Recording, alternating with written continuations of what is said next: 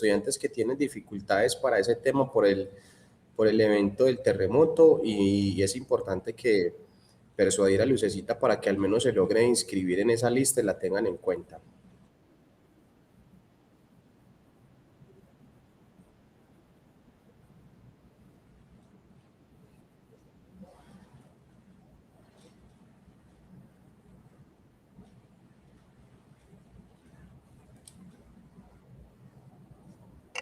Profe, buenas tardes. Buenas tardes.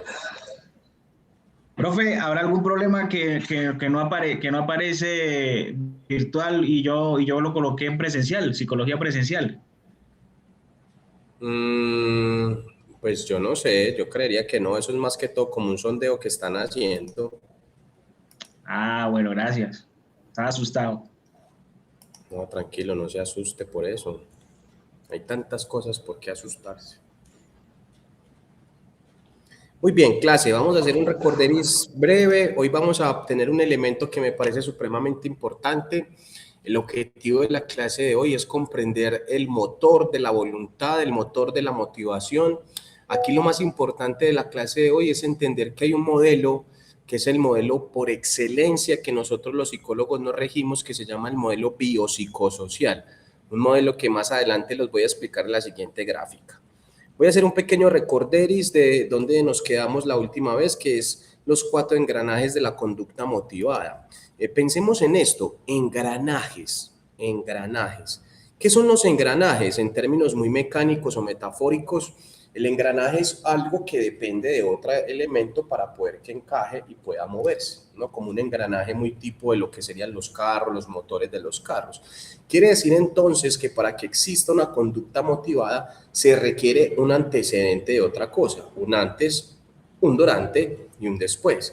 Es decir, la motivación no surge en el vacío. No surge ninguna motivación en el vacío. Como si bien ninguna conducta opera en el vacío, tampoco la motivación opera en el vacío. El primer engranaje sería entonces la activación. La activación es muy propia como a encender un carro. Mire que ahí nos está mostrando casi como un aspecto muy de metáfora de automóviles, ¿no? Cuando vos prendes un carro, el carro te va a pedir obviamente que vos metas primera, segunda, tercera, ¿cierto? Uno arrancaría con primera. En este caso, la activación requiere, dice ahí, inicia la conducta, el sistema detecta hambre y activa la búsqueda de alimento. Ahí está poniendo un aspecto fisiológico, un aspecto más de la biología, pero la activación puede darse en términos claramente de las necesidades, que no toda necesidad es biológica, hay necesidades psicológicas, hay necesidades culturales, por ejemplo, la necesidad de estudiar. Hay personas que estudian como una necesidad cultural. Recordemos esas frases culturales que se nos han dicho a nosotros desde la infancia. Es que estudie para que sea alguien en la vida. Yo no sé por qué. Como que en pocas palabras, si usted no estudia, usted no es nadie. O sea, la señora que vende aguacaticos por allá en la minorista, como que no es nadie porque vende aguacaticos. Como que para poder ser alguien hay que estudiar. Y de alguna otra forma, eso ha calado mucho en la cultura nuestra, a tal punto de que las personas que no estudian se sienten inferiores a las que sí estudian. Entonces por ahí vienen los dichos, doctor, sí, doctor, es que usted es el que sabe, doctor, ¿cierto? De alguna otra manera, también entendemos que la activación no solamente puede entenderse en términos biológicos, también podemos entenderla en términos psicológicos, ¿no? Algo que me lleva a la necesidad de hacer eso, como un vacío, ¿no? Si lo vemos en términos de cómo sabemos nosotros que queremos comer, pues porque sentimos hambre. ¿Cómo sabemos nosotros que queremos tomar algo? Pues porque sentimos sed. Ustedes no se han dado cuenta que la biología es perfecta, tan perfecta que incluso el cuerpo mismo te pide sal y te pide azúcar. No sé si a ustedes les pasa que hay momentos donde usted siente la necesidad de comerse algo muy dulce o algo muy salado o algo muy cítrico. ¿no? De alguna otra forma, encajándolo un poco con lo que hablábamos ayer, la homeostasis corporal. Esa homeostasis corporal es producida por el hipotálamo. Recordemos que el hipotálamo es el encargado de generar esa homeostasis. Cuando el cuerpo tiene un desbalance bioquímico, el hipotálamo es el que se encarga como una especie de termómetro regular si necesita más hidratación o si necesita otra cosa. El hipotálamo es como un regulador, ¿no? En cierta manera. Y diría también que la conducta como tal motivada, dice la conducta motivada tiene que activarse. Algo en ustedes los llevó a activar de manera intrínseca la necesidad de estudiar psicología. No solamente porque fuera en la americana, no solamente porque fuese bajo X tiempo determinado, sino porque había algo en ustedes que les decía que era psicología y no otra cosa. Tranquilamente pudieron haber estudiado trabajo social, pedagogía, licenciatura, pero no, eligieron justamente hablar del ser humano en términos conductuales.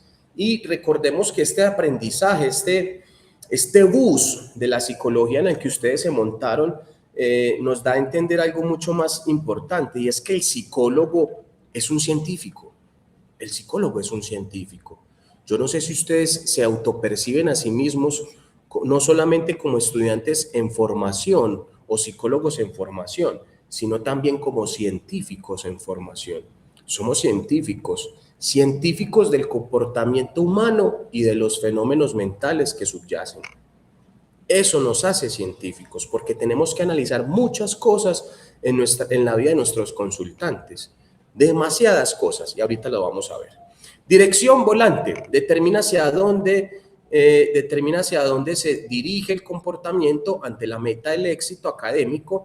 Un estudiante elige estudiar, constructivismo, otro elige copiar, evasivo, ¿cierto? La dirección tiene mucho que ver con nuestra forma de interpretar y ver el mundo. Edison está escribiendo, yo veo, ¿qué dice Edison? Sí, yo la coloqué presencial, profe, yo quiero tener tu vocablo, enséñame. Ay, hombre, ¿qué te dijese yo?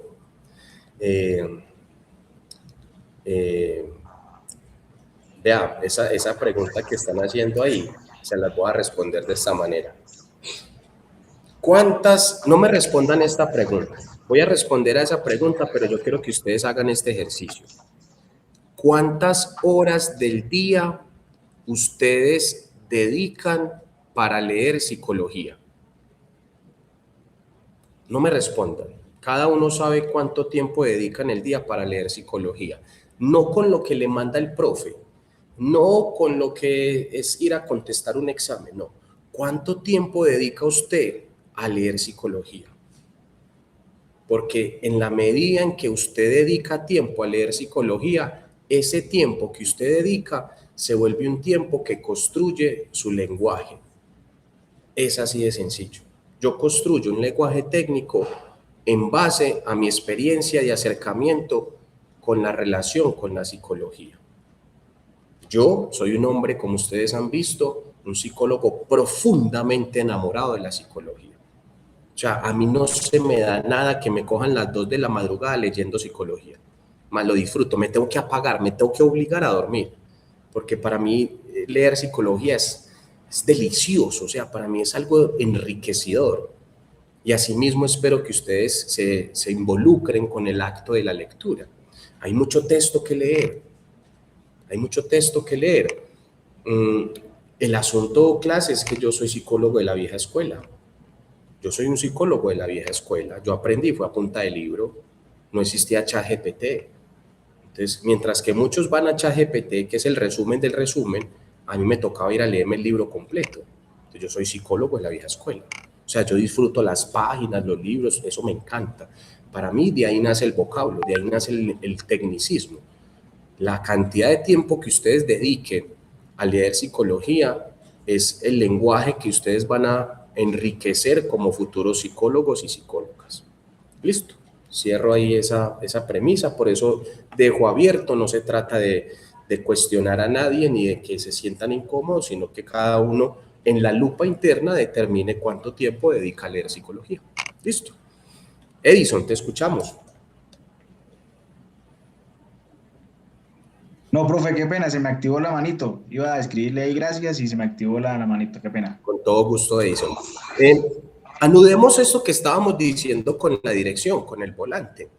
Mire lo que nos muestra ahí nos está mostrando que el volante nos puede llevar a izquierda o derecha como una funcionalidad y que finalmente hay caminos para llegar al éxito.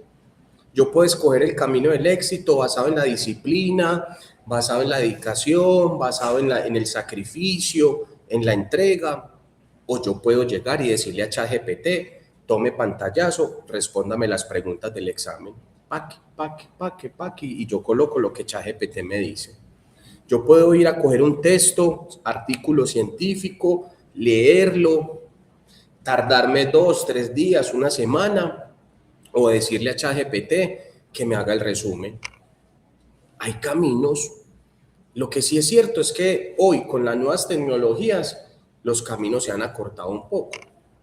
O yo decido qué camino voy a elegir al éxito. Mire que de alguna otra forma, mire el ejemplo más práctico son estos estudiantes de medicina de la de Antioquia. Yo no sé si ustedes se pillaron el chisme. Yo entiendo que pasar a la de Antioquia no es fácil. Si pasar a pregrado no es fácil, a una especialidad tampoco es fácil. Pero es que fueron 40 médicos que estaban haciendo fraude. 40, es que 40 es un poco de gente. Y no solo estaban haciendo fraude de maneras simplificadas, tenían alta tecnología para el fraude. Lentes especializados con micrófonos, o sea, eso se fueron como espías, como si fueran James Bond ahí a resolver el examen. Sí, claro, y creo que tenían que pagar una millonada porque me imagino que había un equipo afuera esperando darles las respuestas a ellos. Yo elijo el camino. ¿Qué nos está diciendo la dirección y el volante? Yo elijo qué camino qué psicólogo voy a construir yo. Si voy a construir un psicólogo a base de ética, de responsabilidad, de conciencia, de introspección. Vea, a mí me ha mostrado, yo he notado algo con estos exámenes. Y es que muchos se han sentido altamente angustiados con la opción de respuesta múltiple. Y les ha parecido angustiante la opción de respuesta múltiple. Y les voy a decir una cosa, ¿ustedes creen que cómo son las pruebas Saber Pro?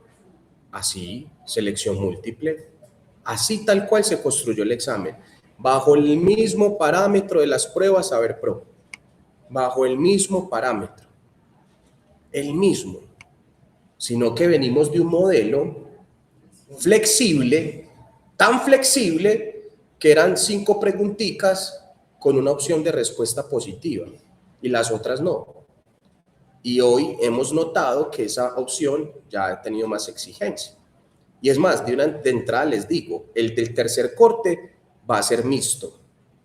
Tanto selección múltiple, única respuesta, como selección múltiple, múltiple respuesta. Va a ser mixto.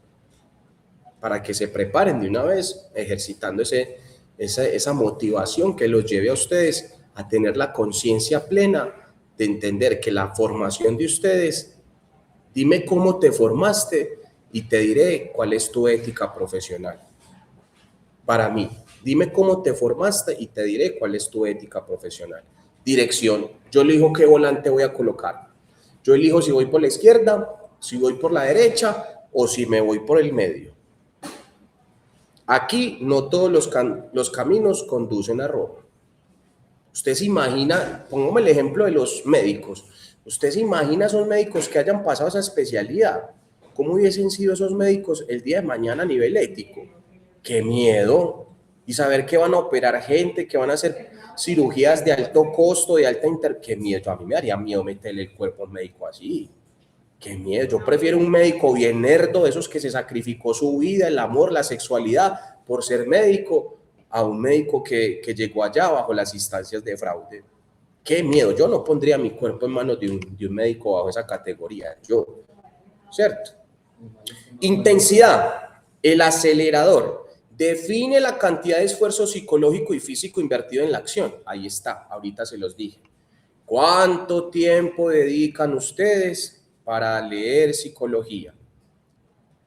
¿Cuánto tiempo sacan ustedes? Aparte de lo que el profe manda, aparte de lo que ustedes ven en la plataforma, ¿cuántas horas sacan ustedes en el día para leer psicología? Ve, a mí me gusta el modelo humanista. Bueno, ¿cuántas horas dedica usted a leer a Maslow, a Rogers, a Peirce, a Viktor Frank? Ah, no, profe, es que a mí me gusta mucho la psicología cognitiva. Bueno, ¿cuánto tiempo saca usted para leer a este señor Aaron Beck, para leer qué es la técnica de reestructuración cognitiva, cómo aplico la técnica, cómo pregunto, qué son las distorsiones cognitivas, qué son los pensamientos automáticos, qué son las creencias intermedias? ¿Cuánto tiempo saco yo para leer a Albert Ellis? ¿Qué son las ideas irracionales? ¿Cuántas ideas irracionales son? ¿Cómo se entienden? ¿Cómo identificarlas en un paciente? ¿Cuánto tiempo saco yo, en mi caso, a mí que me gusta la psicología dinámica, para leer a Freud? Que Freud es solamente el papá de nosotros, Freud es el papito de nosotros. Pero después de Freud hay 13 autores, después de Freud hay 13 autores de la psicología dinámica. Está Anna Freud, está John Bowlby, está Melanie Klein, está Althea Hornell, está Otto Kemper, que son los que más recuerdo. O sea, son 13 autores. ¿Cuánto tiempo saco yo para leer mecanismos de defensa? No nos podemos quedar con lo básico, la intensidad.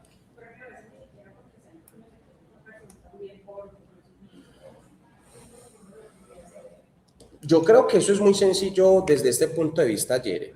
Cuando uno está enamorado de su novio, ¿uno qué quiere hacer? Pasar tiempo con su pareja.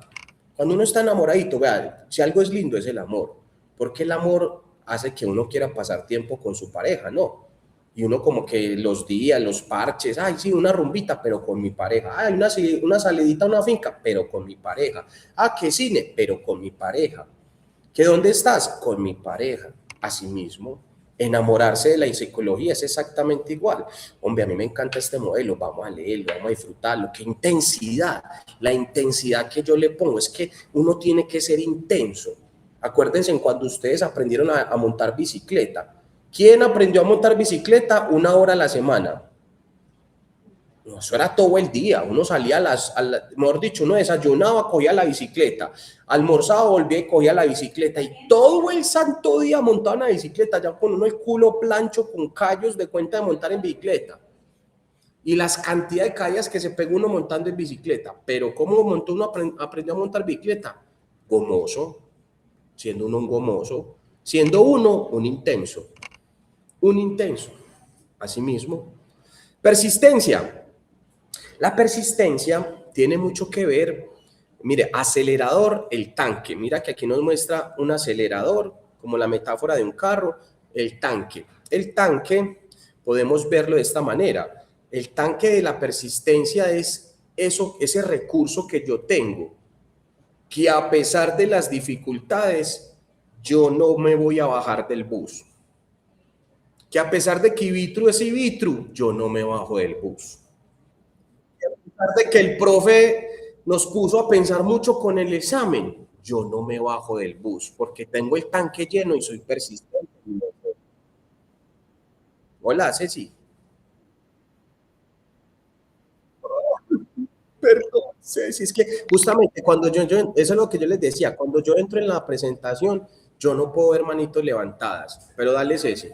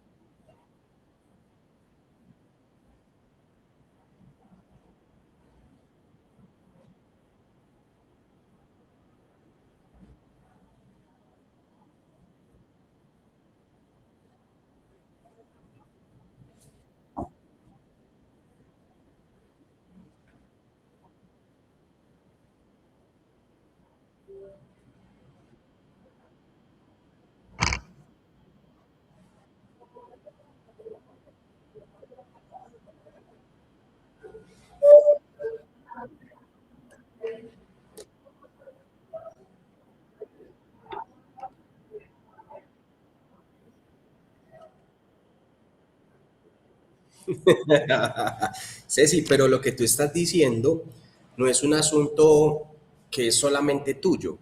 Eso habla de las inteligencias y eso habla de las formas de aprendizaje. Recordemos que tenemos aprendizaje visual, aprendizaje kinestésico, que es por medio del tacto, y aprendizaje auditivo. Entonces, claro, por ejemplo, Ceci y yo somos de aprendizaje visual, fotográfico, yo tengo que ver, ¿cierto?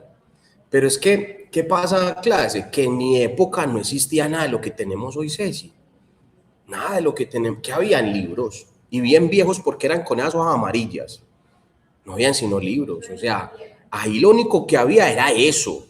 O sea, esos eran los limones que habían para hacer limonada. Gracias a Dios, hoy hay un montón de cosas para poder aprender. Pero les digo una cosa, leer psicoanálisis, a mí que me gusta, eso es tan bacano. O sea, leerlo, no escucharlo. No escuchar el resumen de alguien que lo entendió, lo aprendió y lo explicó, sino leerlo por mano propia. Eso es delicioso. El lenguaje como escribía Freud, y eso que obviamente hay que entender que Freud era alemán, y los alemanes tienen un dicho que dice que la filosofía se escribe en alemán y se lee en alemán. O sea, los alemanes eran muy ortodoxos con el método. Por tanto, diría yo que la traducción del alemán al español tuvo que haber tenido algunas excepciones frente a la lingüística y la adaptación cultural del lenguaje. Y aún así, sigue siendo delicioso leer psicoanálisis. A mí que me gusta, o sea, a mí que me gusta, ¿no? Por eso les digo, hay que enamorarse de un modelo para disfrutar leerlo. Disfrutar leerlo también es muy rico, ¿no? No sé, es que también tiene que ver con el hábito de la lectura. Esto no es solamente un asunto de... Porque mire, hay algo que es muy particular, tomando el ejemplo de Ceci. La lectura tiene algo que no lo ofrece el audiolibro y que tampoco lo ofrece los videos resumidos. Y es que la lectura permite recrear en nuestra mente escenas. O sea, nos lleva a la fantasía. La lectura permite salir de nuestro mundo y crear un mundo alternativo por medio de la lectura. Como cuando uno se está leyendo una novela, ¿cierto? Eso es delicioso. Por ejemplo, yo soy fanático de Mario Mendoza. Yo en mi casa tengo mis libros de Mario Mendoza. Ya los tengo todos afiladitos. Porque me encanta la lectura de Mario Mendoza. Me identifico con la forma en que lee. Y disfruto tanto leer a Mario Mendoza que no tengo problema en devorarme un libro en una semana. Pero no por cumplir, no por sentirme... No, porque es que lo disfruto. O sea, como que se vuelve un asunto de... Me lo tengo que devorar lo más rápido que sea porque es que esto está interesantísimo. Por ejemplo, Aquelarre, Satanás, que nos habla de la historia de Campo Elías, el primer psicópata que hubo en Colombia. Les cuento que ahí aparece la historia de Campo Elías porque Campo Elías fue compañero de clase de Mario Mendoza y prácticamente este señor es el primer asesino serial y el primer asesino colectivo en masa. Es mixto, eso nunca se había visto. Los asesinos son o seriales o son en masa, pero no son mixtos.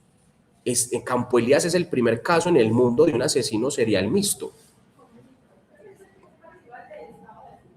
Ese es el que se da en la masacre de Poseto, en Bogotá, en el restaurante Poseto. Lo que pasa, Luz, es que dentro de la psicopatología del asesino, los asesinos o son seriales, es decir, matan una víctima y luego otra bajo el mismo modus operandi, o son en masa. En masa es que matan un montón de gente al mismo tiempo sin discriminar quién es si es hombre, mujer, niño, ¿cierto? Entonces nunca se ve el caso mixto. Colombia registró el primer caso mixto de asesino serial, que era serial y a su vez fue mixto. Él empezó matando a su madre, de hecho. Campo Elías, el primer asesino, la primera persona que asesinó fue a su madre. Y esa historia la cuenta Satanás, uno de los textos de Mario Mendoza. Satanás es un texto muy bacano, es un libro muy interesante. Lina, te escuchamos. Profe, con respecto a lo que usted dice, entonces las personas que somos más ciertas cuestiones de salud, ¿cómo nos podemos ayudar más?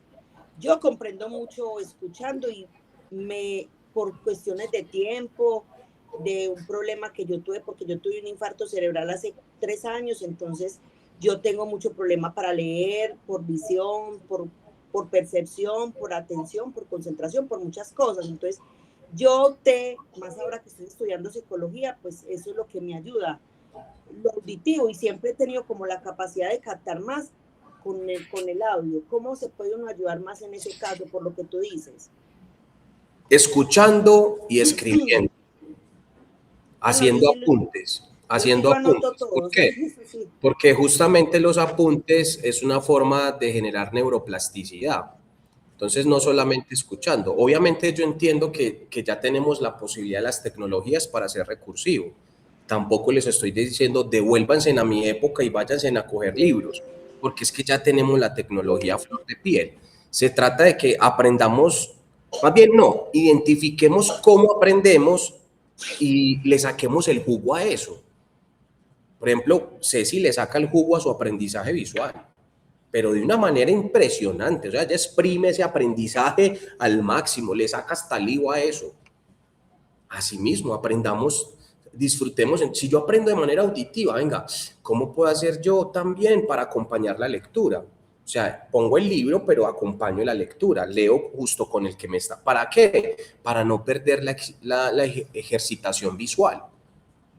Listo, para que no se aprenda, porque cuando dicen que es que el aprendizaje es más visual, no significa que yo no aprenda de manera auditiva, no, el porcentaje visual es mayor. Cuando tú dices que eres más auditiva, no significa que visualmente no aprendas, también aprendes visual, solo que el porcentaje auditivo es mucho mayor, ocupa más espacio a nivel neurocerebral. ¿Listo? Gracias, profe. La persistencia, como les venía mostrando, habla entonces de cómo una conducta se puede mantener en el tiempo a pesar de los impases que pueda presentarse. ¿Por qué? Porque de alguna otra manera, clase, es imposible que la motivación simplemente esté en un camino de rosas. O sea, que yo voy a elegir algo y que todo va a ser rosa. O que si yo elijo en el amor casarme, entonces mi matrimonio va a ser rosa porque yo me casé. Y que de hecho, miren que así lo muestran las novelas. Las novelas han generado ese tipo de cosas. ¿Qué han hecho las novelas realmente con el tema? Mire que las novelas terminan que es que los dos casándose, como si eso fuera el final, y eso es el principio. Le apuesto que donde la novela mostrara el bonus track del matrimonio, después los ve separados, ven a la vieja ahí toda fea allá en casa, organizando, y el man por allá todo barrigón, ¿cierto? No lo muestran, muestran la fantasía, nos venden el drama de que el amor termina en el matrimonio. Y de hecho, pensemos que ha sido así. Gran parte de las personas que se casan le dan tanta relevancia a la fiesta del matrimonio y no realmente a la profundidad del contexto de casarse. Y terminan haciendo una fiesta llena de parnafernalia, de luces, de flores, de postres y de pendejadas, pero como para demostrar que han sido capaces de cumplir con un requisito de 50 millones de una boda, y después los ve uno a los 3 años en una notaría haciendo firma de separación de bienes. Y eso que a la notaría, y si son de plática, no van ellos, mandan al abogado. ¿Para qué van a ir ellos? Mandan al abogado y que el abogado resuelva, que el abogado vaya y pelee con otro y punto, y pare de contar. ¿Cierto? Entonces la persistencia es que a pesar de las dificultades, yo decido entonces continuar con ese ejercicio. Vamos ahora al ecosistema de la voluntad. ¿Listo? El ecosistema de la voluntad. Aquí hay algo importante que quiero mostrarles. Nos está mostrando variables biológicas, nos está mostrando variables psicológicas y nos está mostrando variables sociales. Sociales que también pueden ser entendidas como variables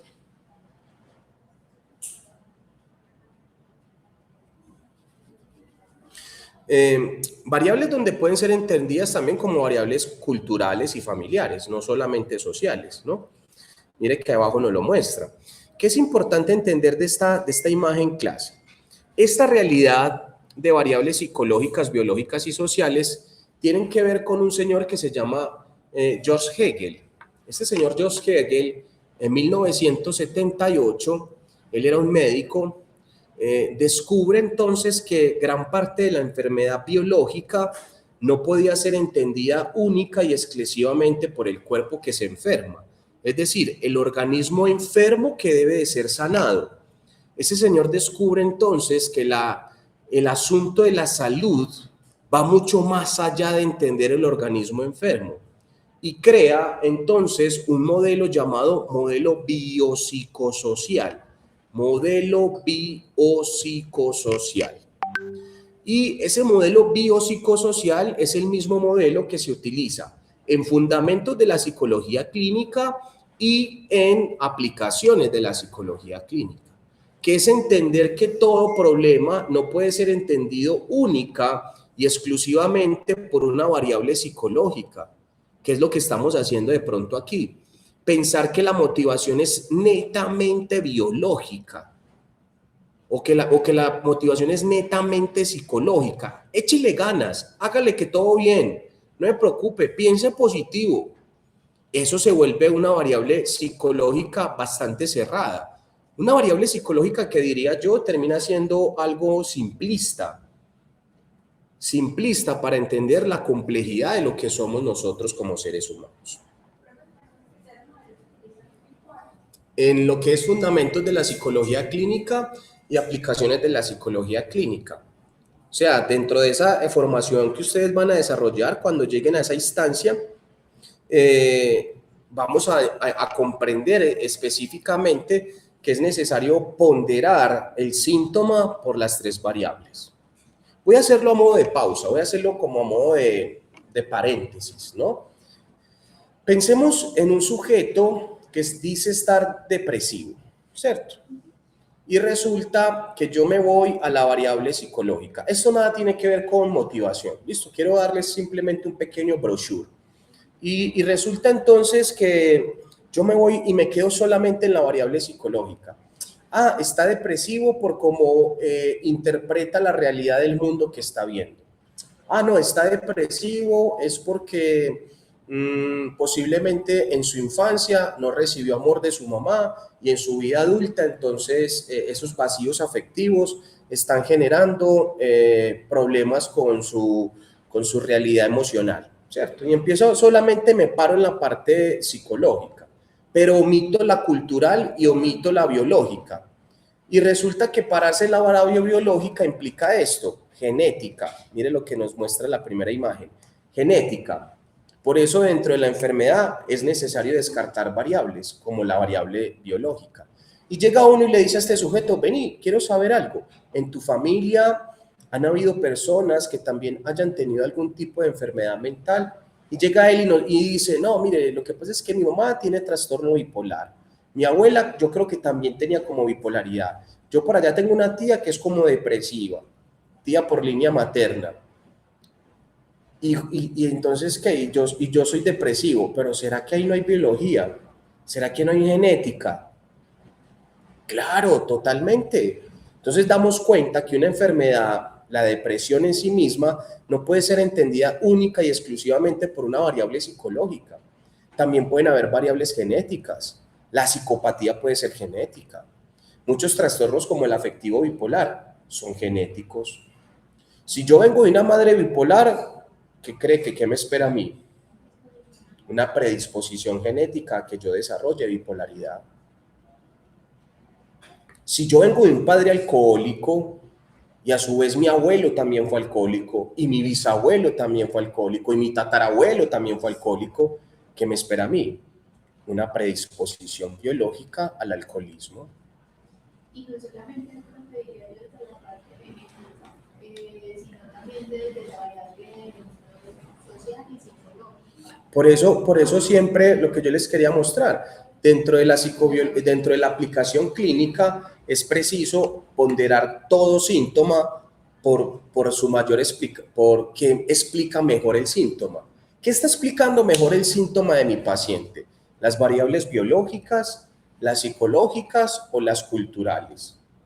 Y resulta que aparte de las variables biológicas, psicológicas y culturales, encuentro que este paciente está en un trabajo que no quiere estar, que se siente obligado a trabajar, que va al trabajo más aburrido, más aperezado, con una desgana. ¡Guau! ¡Qué pereza no ir a trabajar! y yo ese jefe que no me lo aguanto y no disfruta un solo día su trabajo, un solo día. ¿Será que esa predisposición cultural dentro de la necesidad de trabajo no va a generar un empuje mayor a la enfermedad? Entonces, todo síntoma debe ser atravesado bajo la lupa de las condiciones de George Hegel de la psicosocial, biopsicosocial. ¿Listo? Cierro paréntesis. Vamos ahora a comprenderlo desde esta manera. Vamos a comprenderlo que de alguna otra forma la motivación, la conducta motivada, dice así el ecosistema de la voluntad, la motivación posee un origen multifactorial. Jamás depende exclusivamente de la fuerza de la voluntad aislada. ¿Qué significa eso? Échele ganas que todo bien. Hágale que usted en el camino me motiva. No, vaya al gimnasio que eso a los 2 meses, es más, como dicen por ahí, usted a los 20 días ya creó el hábito. Hágale que todo bien. Pero resulta que esa pobre chica va al gimnasio, ya pasaron 20 días y resulta que sufre de tiroides. Y resulta que como sufre de tiroides, ese proceso de buscar su peso ideal, de ver mayor relación de músculo sobre la grasa, va a ser más difícil, porque la tiroides va a jalar desde la predisposición biológica a que ella no vea los mismos resultados que puede ver una persona por genética que tranquilamente va al gimnasio. Mire, por ejemplo, voy a poner ejemplo las personas, la raza afrocolombiana. Esos berracos ya nacen como que con los cuadritos, yo no sé, esos berracos como que no necesitan hacer pesas, ya vienen talladitos y las mujeres ya vienen como culonas de entrada, no necesitan ir al gimnasio, ya vienen culonas ya y piernonas y cinturita delgadita, pero estos berracos ya vienen listos de entrada y eso van al gimnasio, 2, 3 series y ya están inflados y ya están, y uno dándole duro a eso y no el mismo gordito. La variable biológica sí tiene una predisposición genética a que el ejercicio tenga mayor eficiencia en ella. Por eso uno nunca puede compararse con nadie. La voluntad no es solamente un asunto aislado. La voluntad tiene que pasar también por una realidad intrínseca. Yo no puedo comparar mi proceso de aprendizaje. Es como si estuviéramos comparando a alguna de ustedes con las que están aquí. Y decir que las que están aquí posiblemente están aprendiendo más que las de ustedes por X razón, o decir que ustedes están aprendiendo más porque están en la presencialidad y no ellas que están desde la virtualidad. ¿Qué sustenta eso? Nada, porque la capacidad de aprendizaje de ustedes no está atravesada por simplemente el docente que está aquí como un estímulo en el contexto y en el ambiente. Depende de variables biológicas. Depende de variables psicológicas, depende de variables culturales. ¿Preguntas por aquí hasta el momento? ¿No? Bueno, muy bien. Entonces, dentro de esos factores, pensémoslo en términos de ejemplos prácticos de la voluntad y el ecosistema. Mire lo que nos muestra. Vamos a pararnos en la variable biológica. Tenemos entonces genética, neurotransmisores, hormonas, funcionamiento cerebral, ¿cierto? Hasta ahí, normal. Resulta que una persona está estudiando para un examen, ¿cierto? Pero esa persona no comió bien, no durmió bien, lleva varios días estresado y aún así quiere seguir estudiando y mantener el ritmo del estudio. Pero sus condiciones neurobiológicas le están diciendo que hay una descompensación bioquímica a falta de insulina o a falta de hemoglobina para poder sustentar la energía que necesita para poder aprender y sostener la capacidad de atención. Es decir, es como pensar que ustedes llegaron a esta clase exactamente igual a la última clase que tuvimos. Y yo no sé si Luisa durmió bien o no, o si sus ojos rojos dependen de mi voz que la está haciendo dormir, o si realmente Luisa tuvo una mala noche y fuera de eso almorzó más o menos y posiblemente no está hidratadita, y entonces a lo mejor una parte de Luisa está en la casa, en la almohada y las cobijas, y otra parte de Luisa está aquí en el salón. Entonces, en ese orden, las condiciones neurobiológicas y genéticas marcan una parada frente a la voluntad. O sea que ahí es donde nos damos cuenta que yo no aprendo simplemente por echarle ganas. No, échele ganas, pero también échele comida, échele hidratación, échele sueñito, échele la posibilidad del descanso, descanse bien, duerma bien, haga una pausa. ¿Sí? Yo me he dado cuenta de algo en el ejercicio y en la experiencia, por eso ya vengo decidiendo ciertas cosas para mi vida profesional como en mi marca antídoto psicológico, y es que yo no me puedo permitir atender un paciente detrás de otro, porque yo no rindo, yo me he dado cuenta que yo no rindo. Cuando yo tenía mi consultorio, parecía un EPS, de buena que yo parecía un IPS, eso yo empezaba a las 6 de la mañana, paraba a las 12 del día, almorzaba y de la 1 hasta las 7 de la noche, todos los días, parecía una IPS. De buena que yo parecía una IPS. Y yo sentía que los pacientes sean como todos manoseados, en términos clínicos, ¿listo? Como por encimita, como pañitos de agua tibia. Yo sentía que yo sí ayudaba, pero que podía profundizar más en el síntoma, que podía generar mayor posibilidad de transformación subjetiva de la historia de vida, y que yo en 1 hora, en 45 minutos, por muy hábil que fuera, por muy capaz que fuera, habían aspectos que yo no lograba abordar. Y hoy me permito no hacer eso, porque ya sé que no funciono, que mi capacidad de atención se disminuye con cada paciente, que la cantidad, vean, ustedes no se alcanzan a imaginar lo complejo que es usted atender 3 pacientes en crisis. Usted atender 3 pacientes, si uno ya es bien complicado, ahora usted en un día atender 3 crisis emocionales, vea, usted termina como chupo de guardería, literal, cansado, un agotamiento físico, con dolor de cabeza, y usted dice, pero no es la energía, no es la energía física, es la energía psíquica. Porque, ¿qué pasa con el paciente en crisis? Yo le presto mi calma, yo le presto mi capacidad de contención emocional. Y si yo lo hago con uno, y después con otro, y después con otro, eso que yo le presté, no solo se lo presto, se lo entrego. Y ya después yo termino como una batería así bajita, como el celular cuando está en rojito, que ya le está diciendo, póngalo a cargar, así quedo yo. Y me di cuenta que no me puedo permitir eso, porque yo no soy una máquina, también soy un ser humano, y necesito distanciar entre un paciente y otro. Por lo menos tener así sea 10 minutos entre un paciente y otro para poder pararme, ir al baño, tomarme un tinto. Y ya veo que no necesito 10, ya creo que necesito como media hora. Ya estoy viejito, ya no me dan las tajadas. Cuando estaba joven me daba, ya no me da, ya tengo que hacer una distancia entre paciente y paciente. ¿Listo? Ceci.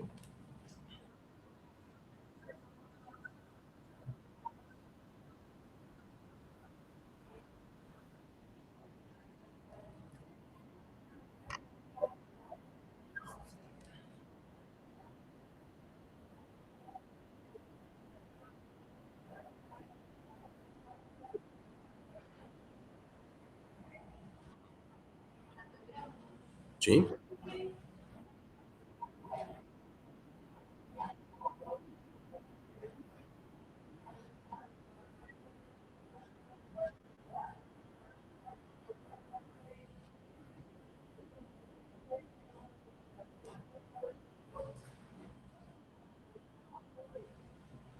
Hacer clínica no es fácil, requiere no solo conocimiento, experiencia, requiere poder conectar de manera muy empática con tu paciente, porque hay pacientes que hacen eso, hay pacientes que de entrada su gestualidad, su tono de voz,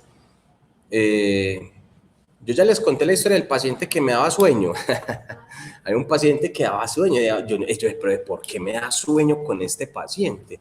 ¿Qué es lo que pasa? Y es que tenía un discurso tan plano, y tenía un tono de voz que le sumaba al discurso plano, y yo no tengo un discurso tan plano, yo tengo un tono de voz que tiende como a tener cambios y ciertas oscilaciones, y yo leía ese discurso todo plano, entonces como que hacía eco conmigo y yo, no soy capaz, no logro conectar con esa narrativa lingüística de mi paciente, y ahí mismo me cogía el sueño, literal.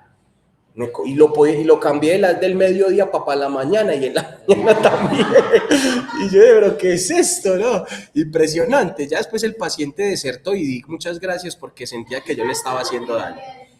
Sí, yo sentía que realmente no le estaba ayudando, que posiblemente él vio ciertos bostezos míos y que pudo haberlos interpretado. Estoy aburriendo a mi psicólogo. Sí, muy pausadito, así como una abuelita contándote, ay, entonces no, y es que nada, y ese tonito de voz, y todo plano, no habían muletillas, no había ni cambios, no, eso era muy complejo, no, a mí me parecía muy complejo eso, pues, me pareció de las cosas más complejas que puede tener en terapia. Listo. Bueno, autores entonces que empiezan a abordar el tema desde lo biológico, ahí los tenemos. Vamos a las variables psicológicas. Listo. Dentro de las variables psicológicas, entonces, vamos a tener personalidad, autoestima, expectativa, emociones, ¿cierto? Lo cual es muy importante, ¿no? Porque aquí nos habla justamente del señor Bandura, concepto de autoeficiencia. Bandura, las personas actúan cuando creen que son capaces de lograrlo, ¿sí? Mire que a mí de lo más importante que tiene Bandura, aunque es un teórico de carácter cognitivo, es que él logra poder hacer como una distinción entre lo que es el autoestima, el autoconcepto, la autopercepción y la autoeficacia, que no son los mismos. Una persona puede tener una excelente autoestima, pero una muy mala autopercepción. Es decir, una persona se puede sentirse muy bella, muy apoteósica, muy monumental, pero la autopercepción de ella estar completamente desdibujada. Oye, no, pues tampoco, no te creas la última Coca-Cola porque tampoco lo eres, o sea, estás desdibujando la autopercepción. Sí, versus una persona puede tener un autoconcepto muy bajito de sí mismo y desde la autopercepción verse bonita, pero no sentirse bonita. Y todo el mundo le dice, pero es que tú eres muy linda, mira tu cabello, tu voz, tu rostro, cómo eres de pulida, y ella sentirse fea. La autopercepción posiblemente ella se ve en el espejo y dice, ve, yo sí soy como agraciadita, pero yo ¿por qué me siento fea? ¿Sí? Autoconcepto, autoestima, y hagamos un elemento importante porque la autoestima es algo bastante interesante. Esto lo toco mucho en teorías de la personalidad. Ya Jere de pronto le ha tocado escuchar un poco el concepto, y es que, bueno, y ustedes también, ¿cierto? Aunque Luisa no viene mañana, pero igual me imagino que estarás acompañando ese sueño que te alberga hoy, Luisa. En ese tema de la autoestima, para las personas que de pronto no tienen ahorita una pequeña introducción un poco a lo que sería teoría de la personalidad, el autoestima es algo que yo construyo, ¿sí? Porque yo no tengo autoestima, porque es que tener autoestima suena como a la tenencia de las cosas, porque si yo la tengo, yo la pierdo, ¿cierto? Tener, perder, ¿no? O sea, la autoestima no se puede tener, porque no se compra. Yo no voy a una farmacia y digo, hágame el favor y me vende un poquito de autoestima, que hoy estoy como bajito. No se puede tener. Es una construcción. Por tanto, si es una construcción, significa que el valor, mi valor como sujeto, no depende de la descalificación que otro haga de mí. Porque a lo mejor mi madre podrá decir que yo soy una bruta, una tapada, que no aprendo, y yo sentir que soy muy brillante y muy capaz. Pero si la descalificación del otro le resta valor a lo que yo soy y termino creyendo esa voz externalizada, termino realmente creando una imagen a base de lo que el otro piensa y no realmente sobre lo que yo construí. Por eso la autoestima se construye, y no se construye en el tiempo como una tenencia, se construye todos los días. Todos los días es importante construir el autoestima. desde que me levanto hasta que me acuesto. Todos los días yo construyo mi autoestima. Y para mí una forma de construir autoestima es el cuidado de sí. El cuidado de sí. Dime qué comes y te diré quién eres. Dime cómo te hablas y te diré quién eres. Dime cómo hablas y te diré quién eres. Eso habla del valor de las personas. Mire que hay personas que solo hablan para criticar. Y todo es una crítica. Y si no es una crítica, es una queja. Y si no, nada le gusta. Yo no estoy de acuerdo, a mí no me parece, es que porque tiene que ser así, porque no puede ser de otra manera. Y yo me imagino, si esta persona habla hacia afuera de esa manera, ¿cómo se hablará mirando hacia adentro? ¿Cómo será ese lenguaje descalificador que puede utilizar hacia sí mismo? ¿No? La variable psicológica nos está mostrando eso, que de alguna u otra manera la voluntad depende también, la motivación depende de una voluntad de cómo me hablo, cómo me digo, cómo reescribo mi historia, cómo estoy reescribiendo mi historia. Porque yo puedo venir de padres alcohólicos y poder reescribir la historia desde la psicología y decir, no, yo no quiero eso para mí. Yo no quiero vivir la misma historia que vivió mi papá. Quiero reescribir una historia donde la voluntad me lleve a tener una versión de mí con la que yo me sienta orgulloso. Es más, háganse en esta pregunta, no me la tienen que responder. ¿Ustedes se sienten orgullosos de ustedes? ¿Se sienten orgullosos de lo que hacen? ¿De lo que han construido? ¿Se sienten orgullosos de estar estudiando psicología? ¿Se sienten orgullosos de la hija que son, del esposo que son, de la esposa que son, del padre que son, de la hermana que son? ¿O no se sienten orgullosos? Porque eso es importante. Y no hablo del orgullo desde el ego, hablo del orgullo de decir, si mi hermano me necesita, yo sé que ahí estoy. Si mi hijo me necesita, yo sé que ahí estoy. Si mi esposa me necesita, yo sé que ahí estoy. Y que no estoy como el hombre perfecto. Estoy con lo que tengo, con lo que puedo y con mis recursos. Porque hasta con 2 limones se hace limonada. Sí. No. Y en la casa, y en una casa, por muy pobre que sea, un arroz con huevo en familia sabe delicioso. Ay, sí, bien rico. Y una guapanelita, ay, qué maravilla. Edison y luego Nelson, ellos son.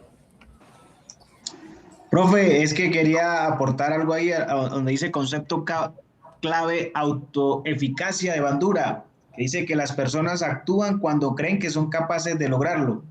En algún momento escuché la frase, crea escenarios posibles y habrán conductas posibles, algo así. ¿De ahí puede venir esa frase?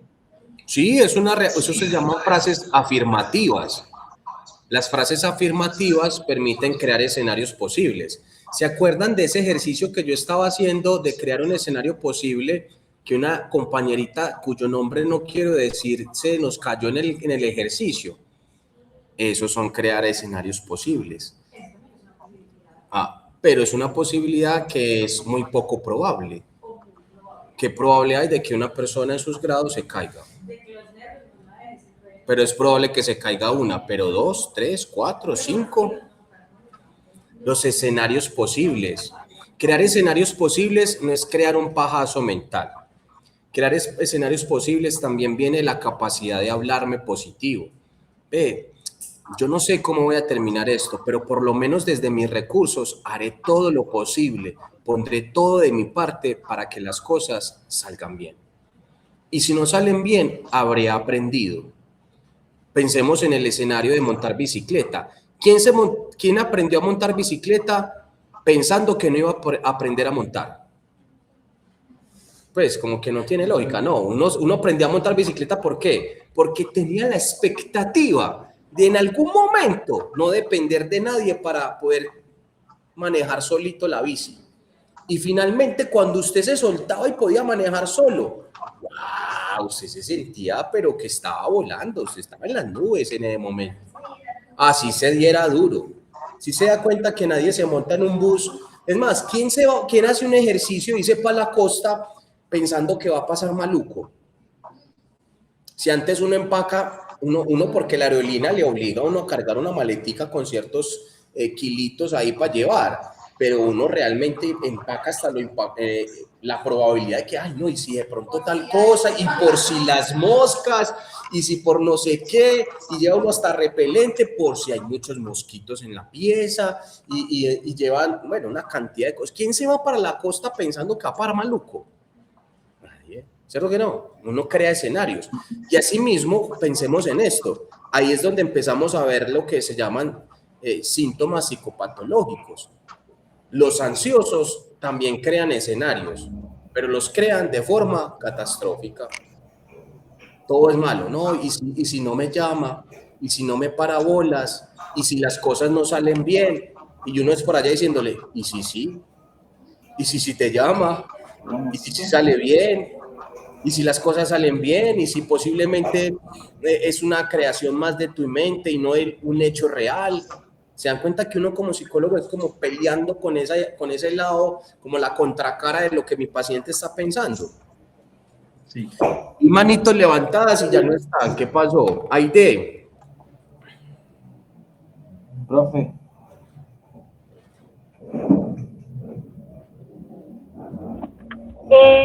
Profe, es que ahí donde su merced decía que de la parte de los escenarios, pues es que también se dice que nunca se sabe qué tan fuertes somos hasta que nos toca hacerlo, ¿cierto, profe? Porque digamos cuando su merced dice que viene la parte de los escenarios, también está como la parte del miedo, digamos cuando uno va a otro lugar y el baño queda por allá bien lejos y le toca a uno oscuras y uno no, pero ¿quién me acompaña? Entonces, si no hay nadie que lo acompañe y uno está que ya no aguanta más, pues le tocó enfrentarlo y salir solo. Entonces esa es como una parte de la asociación de los escenarios que su merced está diciendo. Sí, profe, más o menos. Sí, eso que tú dices es muy cierto. Nunca podemos determinar realmente qué tan fuertes somos hasta que nos pasa algo. Sí, por ejemplo, ¿cuántos de nosotros decimos de manera quizás un poco desde el desconocimiento o del temor, decimos, es que si mi mamá se muere, yo no sé qué voy a hacer? O sea, a mí se me muere mi mamá y yo creo que a mí se me muere la mitad de mi vida y creamos el peor escenario posible y resulta que se muere su mamá y a los pocos meses vemos que está superando la muerte, que la ha asimilado con calma, con tranquilidad, que ha podido superar el evento, que después de todo no te moriste, que después de todo sí eras capaz, que empiezas a recordar a tu mamá con amor, con cariño, con respeto.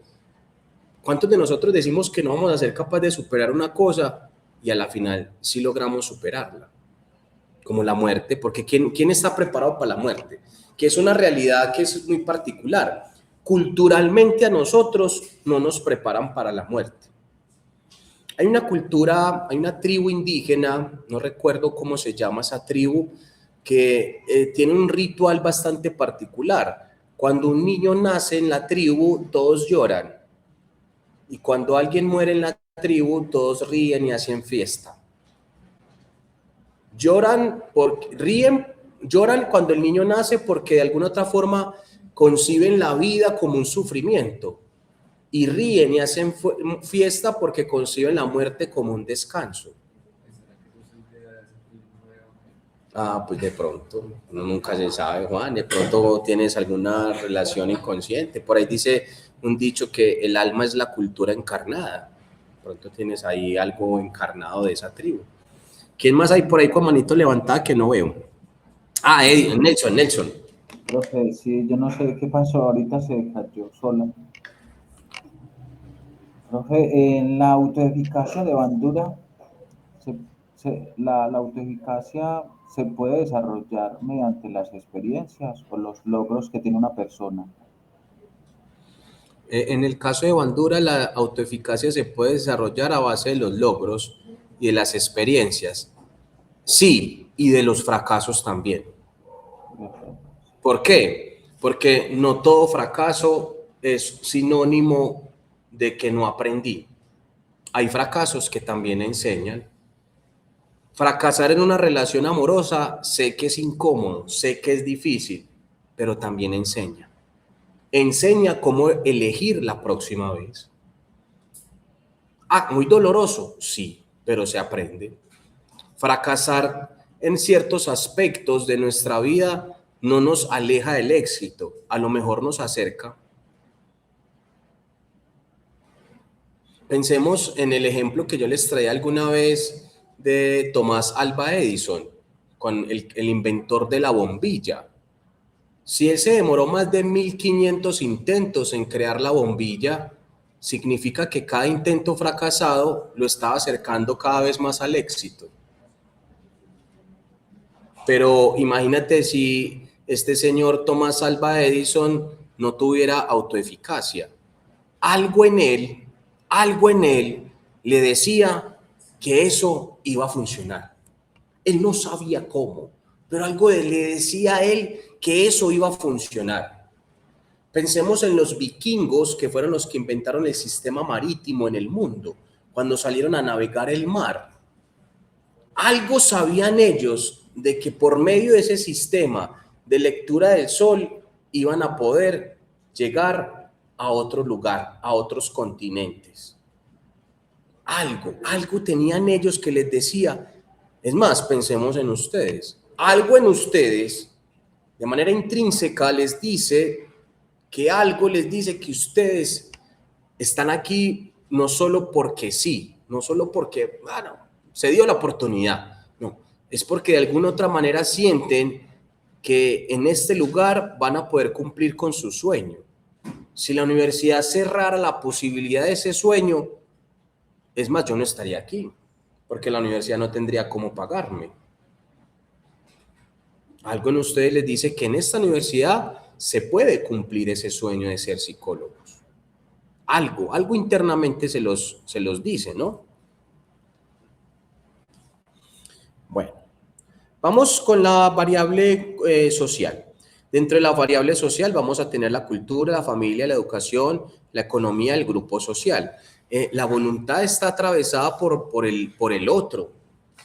¿Por qué? Porque el otro puede ser garante de voluntad o una piedra ante la voluntad. ¿Cuántas veces nuestra familia puede ser una red de apoyo positiva para nosotros, para cumplir nuestros sueños y para echarle más ganas a la voluntad de poder cambiar? ¿O cuántas veces nuestra familia, amigos, terminan siendo una piedra en el zapato para no cambiar? O sea que ahí nos damos cuenta que la voluntad no es simplemente un asunto de pensar bonito, hablarse bonito y échele ganas. Está atravesado por una realidad multifactorial que implica comprender cómo la sociedad, cómo el otro influye también en mi deseo.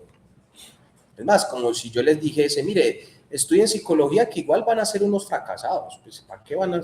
Háganle que igual pues, fracasados van a... Trabajo no hay, como psicólogos trabajo no hay. Ya la inteligencia artificial, eso es más, ya la gente le pregunta a ChatGPT sus intimidades. Entonces, ¿para qué van a estudiar psicología? No. Pero la realidad es que no. La inteligencia artificial jamás va a poder reemplazar esto. Jamás. Por muy inteligencia que sea. No va a poder reemplazar el contacto con otro ser humano. Jamás. Hable durito para que la escuchemos, Yere. Sí, qué pesar, qué dolor. Que no hay una empresa que desarrolla una plataforma, pues supuestamente para automatizar muchos de los procesos de selección, desde el filtro, la primera llamada y eso. Que en esos días va a decir la persona de TI que iba a desarrollar la IA para que nosotros no tuviéramos que llamar, sino que nosotros hacíamos como un prompt y la IA y iba a preguntar a la persona lo que yo le pregunto normalmente. A mí me dio risa, la literal yo no me pregunté. Me decía, ¿qué no te parece? Yo me decía, si uno cuando llama a la persona, de entrada uno sabe sirve o no sirve. ¿cómo me vas a decir que una IA va a hacer eso? ¿Cómo me vas a decir que una IA va a entender usar una mala palabra cuando se le dicen a uno? Me decía, sí, es que él sí lo puede hacer, y yo sí, y él va a preguntarle lo que yo le estoy diciendo, pero no va a entender más allá. Yo le decía, entonces para eso, pues aquí nos a todos y él una IA. En fin, no diciendo, no, eso no va a pasar, no sé qué. Y yo dije, bueno, ¿y qué pasa donde eso se cae y la plataforma se cae y todo? No, nosotros tenemos una respuesta de un 99%, hacer todo el día estuvimos y la plataforma. Entonces yo le decía, Alejandro, ¿dónde está tu 99%? Sí, es que esa es la expectativa que muchas personas mecanicistas creen que puede hacer la IA y que también es la expectativa de muchos estudiantes.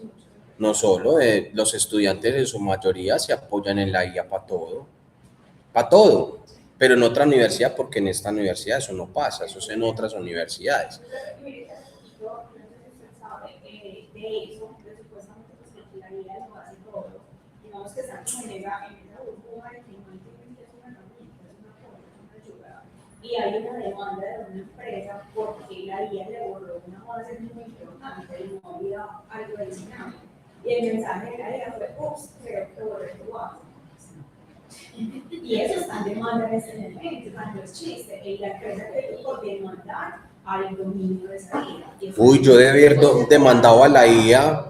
Vean, estos días me pasó una cosa, yo le conté, vean, se me manchó una camisa. En el congreso pasado se me manchó una camisa en las banquitas esas oxidadas que tiene la universidad, ¿cierto? Entonces eso activó en mí el chip neurótico que mantengo con la limpieza. Y oh sorpresa, llego a mi casa y veo la mancha en la camisa y esa angustia que me entró a mí. Y yo llego y le pregunto a la IA cómo puedo retirar la mancha de la camisa. Y llega la IA y me dice que con vinagre. Y yo llego y empiezo a echarle vinagre y eso genera una reacción química ante el óxido y esa mancha se puso morada.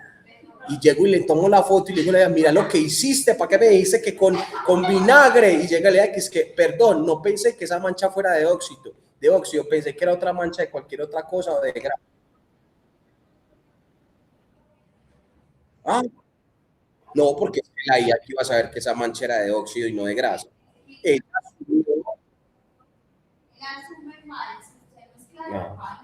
vio, ahí está. El punto es que después le pedí que me diera una solución y ya me metiste en el problema, dame la solución. Sí, solucioname. ¿Y sabes qué me dijo? No, la solución sí fue solución. Me dijo que tenía que ir a una tienda textil a buscar un desmanchador de óxido, que eso me iba a ayudar y sí me ayudó. Ah, sí. Claro, se me metió en el problema, que me saque el problema. ¿Quién la mandó? Ah, sí. ¿Quién me mandó a mí a preguntarle? ¿Y quién le mandó a ella? El problema. Entonces ya se volvió el problema de los dos. ¿Qué tal? Yo pensé que la solución que le había dado era que ir a una tienda textil a comprar otra camisa. En algún momento lo pensé, pero me dije que no. Internamente me puse una lucha y dije, yo tengo que recuperar esa camisa. Sí, se volvió un reto. Oiga, ¿qué? Yo empecé a buscar y tan de buenas que me la encontré por aquí por la universidad. No. Mi mente obsesiva no permitía eso. Yo tenía que recuperar esa camisa. Sí, ¿yo qué? Ah, las lavadas que le pegué a eso. Ay, madre. El que remienda no estrena. Vean, les digo una cosa. Quizás nosotros, por cultura, no tenemos presente esto, pero somos de la cultura que tiende a desechar, ¿cierto? No a reparar. Y usualmente eso nos muestra que así mismo vemos nuestra vida, como si algo en nosotros tuviéramos que desecharlo. Y hay un montón de cosas que yo no puedo desechar. Yo tengo que aprender que soy producto también de mis tristezas, también me enseñaron a ser quien soy. Mis fracasos me enseñaron a ser quien soy.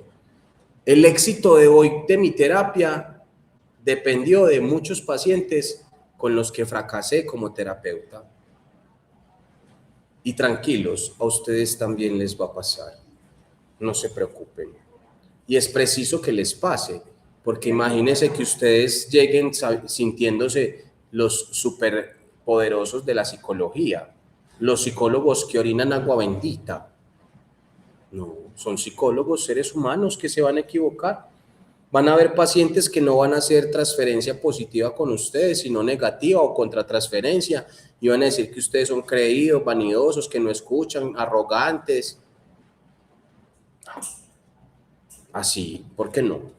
¿Quién dice que sí? ¿Quién dice que sus consultantes van a pensar que ustedes son maravillosos, espectaculares, iluminados, llenos de luz, irradiando, yo no sé, cosmos positivo, yo no sé, una obra de luz? No. Puede que un consultante los vea o que vean a la tía Ceci y la vean y digan, no, pero es que esta se ve que está más loca que yo. ¿No? Así. Además, es más, piensen en el profe Meléndez, que tiene una limitación visual significativa. ¿Quién se va a imaginar que el profe Meléndez, como desde el contexto teórico, es un buen teórico? Más allá de las limitaciones, él es un excelente teórico. Pero ¿quién se va a imaginar? ¿Quién va a pensar que él tiene esas capacidades? Que su limitación visual no lo lleva a entender que es un excelente teórico. Ahí está. Y que llegue usted y vea, y al profe Meléndez así con su gorrita volteada para un lado. Este es el que me va a atender a mí. Ahí está, para muestra de un botón. Profe Meléndez, ojalá no vaya a ver esta clase grabada. No quiero tener que disculparme con usted, y si me toca, pues me disculparé con él. Dentro de esas variables culturales, vamos a entender también que la variable cultural tiene un empuje muy grande. Un empuje que nos muestra algo, y es que gran parte de lo que nosotros somos, no somos porque somos muy auténticos, sino porque aprendimos a ser así. ¿Sí? Aprendimos a ser así. El personaje tímido, el chico tímido, no es que aprendió a ser tímido.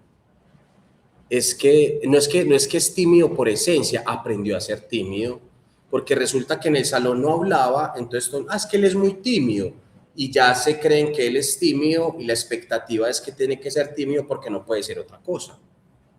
O es que yo soy muy impulsivo, vení, yo soy muy impulsivo, o usted aprendió a ser impulsivo.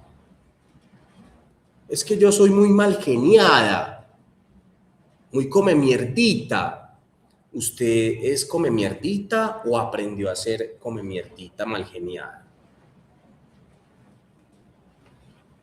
Esto nos muestra en estos autores Vygotsky y Brophen-Bremen que de alguna u otra manera nosotros aprendemos por el medio de las relaciones, y de alguna otra forma comprender esto nos permite comprender también nuestra conducta.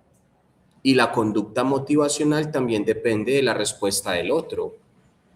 Es más, piensen si ustedes hubieran elegido psicología y si muchos de sus familiares le hubieran dicho, ay, psicología, no, pero ¿por qué psicología? U otra loca en la familia. No, pero ¿y por qué no escogiste una carrerita como que diera más plata? Es que psicología, eso sí da plata. ¿Cuánta desmotivación puede generar un tipo de comentario de esos?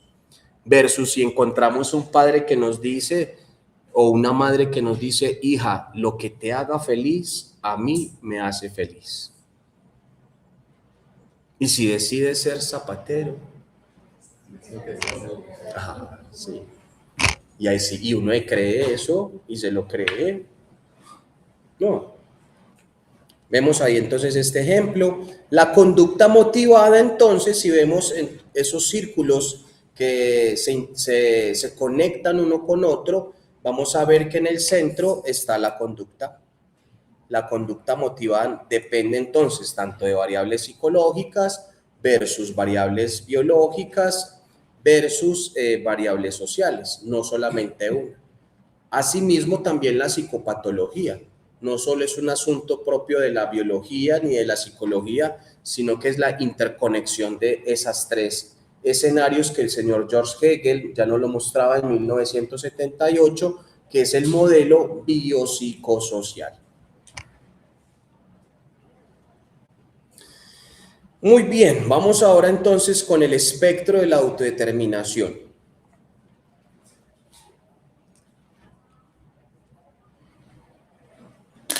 Ahí tomo un poquito de agua.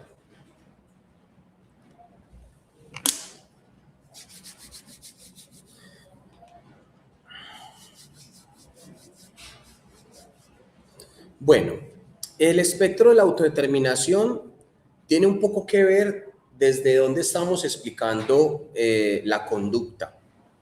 ¿Desde dónde se puede explicar la conducta humana? Motivación intrínseca, motivación extrínseca o automotivación. De alguna otra manera, aquí tenemos un poco que ver con lo que decíamos ahorita. Si es un asunto de la voluntad, uno podría decir, como no cumpliste tu meta, fue que te faltó voluntad.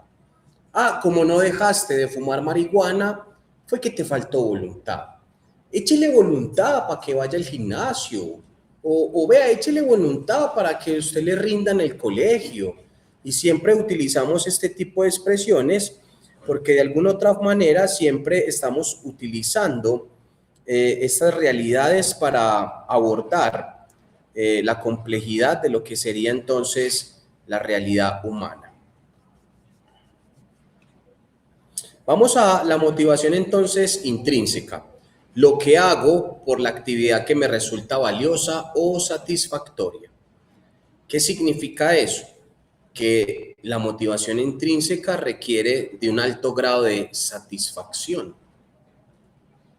La actividad genera satisfacción por sí misma. Aprender, crear, impulsada por necesidades de autonomía, competencia y relación. Es decir, si para ustedes las clases de psicología no generaran satisfacción, es posible pensar que ustedes no estarían siguiendo estudiando psicología. Posiblemente ya muchos hubiesen desertado porque no les genera satisfacción. ¿Qué satisfacción puede generar usted venirse a encerrar un viernes con quincena en la mano, a escuchar al pobre profe hablando lo mismo, sentado en su sillita, explicando ahí el modelo, mirando para todo lado, utilizando su humor sarcástico que lo caracteriza? ¿Qué motivación puede generar eso? De alguna otra manera algo le satisface, de alguna otra manera aquí se aprende, aquí se disfruta, ¿no? Aquí se aprende de alguna otra manera y eso es lo que hace que muchos se conecten. Porque yo les digo una cosa, no es lo mismo usted conectarse a clase virtual y vivirla a usted ver una clase grabada. Porque es que usted en una clase grabada, si le surgen dudas, no puede levantar la manito. Al menos los que están conectados en este momento pueden levantar la manito. O sea que terminan siendo una relación de interacción. Imagínense donde ustedes no pudieran levantar la manito. O donde yo les diga, no, manitos no, manitos al final. No quiero manos en la clase. Yo mando aquí y 0 manos. Y el que me vaya a preguntar, que me pregunte al final. No, eso sería como muy autocrático, ¿no? No. Parte de este proceso de aprendizaje es la interacción que ustedes construyen conmigo y yo construyo con ustedes, ¿no? Y mire que es muy particular. En un curso de motivación y emoción que puede llegar a 40 estudiantes, hoy solamente tenemos 16 conectados. Me imagino que ni siquiera son 16, son 15, porque yo vengo siendo el 16. ¿Cierto? No son 15, ¿no? Bueno, sí, 14, porque Juan está aquí conectado también. Él tiene todo el derecho de hacerlo porque todos aprendemos de maneras distintas. Pero ya que me lo tiene achantadito, dígale que le guste y le invito a un tinto y ya. Listo. Aquí vamos a ver algo importante. La teoría de la autodeterminación. Daisy y Ryan, pero no Ryan Castro, no, Daisy y Ryan. Vamos a ver entonces en la teoría de la autodeterminación los 3 componentes de la teoría de la autodeterminación sobre las cuales se fundamenta la base de la motivación intrínseca, que son la autonomía, la competencia y la relación. La autonomía que traduce, aquí está puesta, ¿dónde es que está? Autonomía, competencia, las estoy señalando en amarillo, y relación. Listo. Autonomía, sentir que soy agente de mis propias decisiones. ¿Sí? ¿Se acuerdan cuando estamos viendo el modelo transteórico de Prochaska y Di Clemente? Y cuando lo contrastamos con la entrevista motivacional. Porque es que la entrevista motivacional, ¿para qué está diseñada? Para devolverle la autonomía a mi paciente. En el momento en que el paciente sienta que yo estoy manejando el barco, yo estoy creando sobre mi paciente un aspecto llamado dependencia terapéutica. Y es que resulta que mi paciente todo el tiempo se la pasa dependiendo de otros, porque carece de su propia validación, carece de motivación intrínseca.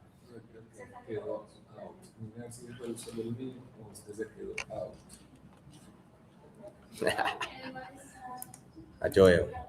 Ya, estamos aquí. Si estamos aquí, toquen 3 veces. ¿Se acuerdan del chavito cuando estaba debajo de la silla? No, eso me tocó. Al espíritu chocarrero, ¿no? Que tocaba así 3 veces y el pobre chavito ahí sudando frío. Ay, tan bueno el chavito, ¿cierto? El chavito es de la filosofía. Bueno, con respecto a la autonomía, es importante desarrollar en el consultante la autonomía para poder identificar su propia motivación intrínseca. ¿Por qué? Porque si yo le creo a él la motivación, entonces no es de él, es mía y se la estoy prestando. Y entonces ahí no hay proceso. Por lo que les decía ahorita, ¿cuántos pacientes crecieron bajo un contexto de invalidación emocional porque sus padres nunca les reconocían, porque sus padres nunca les validaban y esperan que su terapeuta haga lo mismo, que les valide, que les reconozca, que les diga qué hacer y por dónde es el camino? Dígame yo qué tengo que hacer. Mis consultantes tienen algo muy particular y es que cuando ya llevan cierto tiempo de terapia conmigo, como ya saben cómo es mi modelo, llegan y me dicen, yo sé que usted no me va a decir qué tengo que hacer. Es muy bacano porque es chévere que ellos caigan en cuenta de eso. Yo sé que usted no me va a decir qué tengo que hacer, pero algo me dice que es esto lo que tengo que hacer. Entonces yo me río, pero me río con una intención terapéutica y es decirle, sí, es eso. Y casi que les digo de manera directa, permítase usted manejar el barco, porque finalmente de eso se trata la terapia, que el paciente pueda aprender a manejar su propio barco, no que maneje el barco porque yo le estoy dirigiendo el timón, ¿sí? Ahí vamos a ver entonces la autonomía.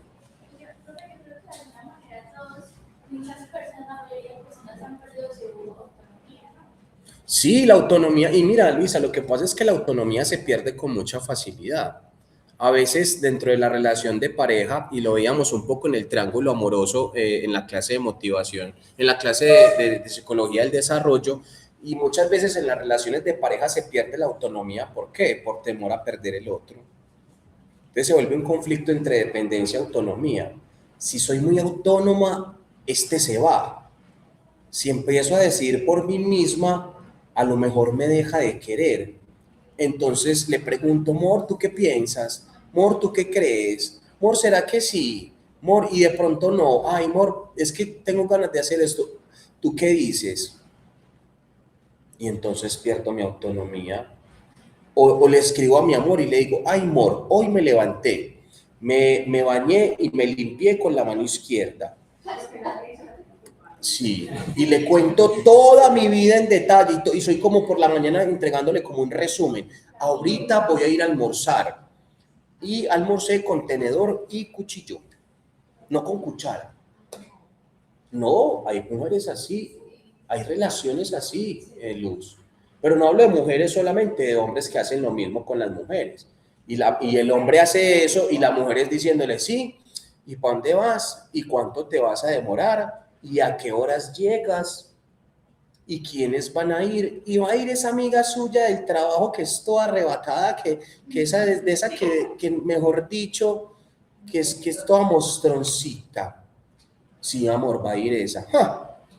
Y usted tomado como es de, y usted como tomadito, como es de facilito, que como es de alegrentón. Y le resta autonomía. Y no le permite al otro decidir si quiere mirar a la amiga mostrona o no, puede que no quiera verla, puede que ese día ya, es más, particularmente puede que ese día no vaya. Y ella pensando que sí fue. ¿Cierto que pasaste muy bueno con la mostrona? Amor, imagínate que no fue. Claro, eso me estás diciendo que no fue. Ahí está. La autonomía se pierde mucho en las relaciones de pareja. O sea, es más, una relación de pareja donde se pierda la autonomía carece de motivación intrínseca, porque ya no hago las cosas porque quiero, sino por temor a perder al otro.